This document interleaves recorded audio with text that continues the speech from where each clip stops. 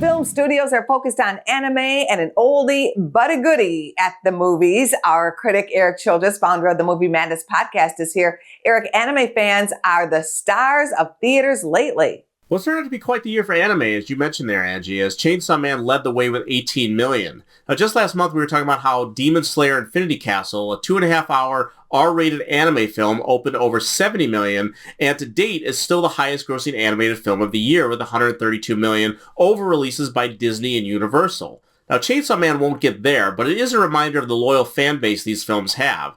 Now, speaking of loyal fan bases, Regretting You is the latest Colleen Hoover adaptation, which made 13.6 million and was good enough for second place, though that's the only place I'd use the words good enough to associate with that film.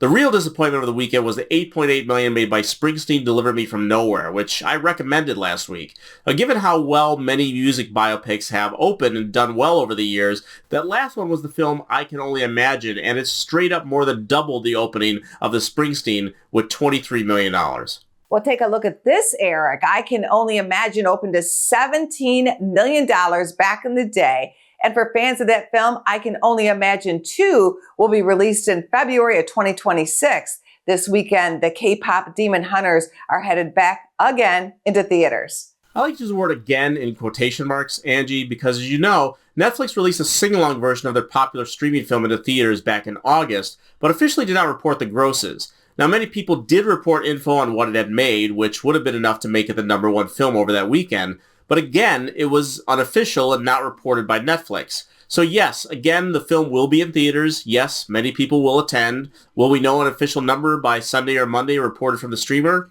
Who knows? So sure, K-pop Demon Hunters may have another victory this weekend, but it could still be very unofficial. This weekend, one of your favorites of all time will be on the big screen. Yes, as watchers of the program may have surmised from my office and this outfit, that Back to the Future is indeed my favorite movie and has been since I saw it twice in theaters back in the summer of 1985.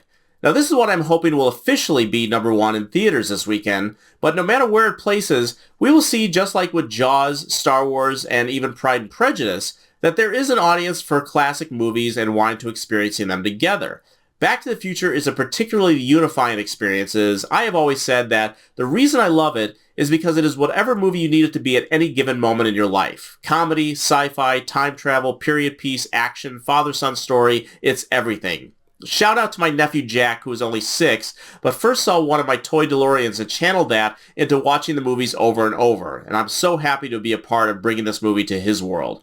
This brand new 40th anniversary 4K set of the trilogy is also available now, but nothing beats being in a theater with everyone laughing, excited, and applauding for the big punch. If you haven't seen Back to the Future or know someone who hasn't, take them to the theaters this Halloween weekend and experience one of the greatest films ever made.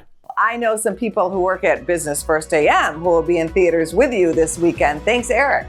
Thank you, Angie.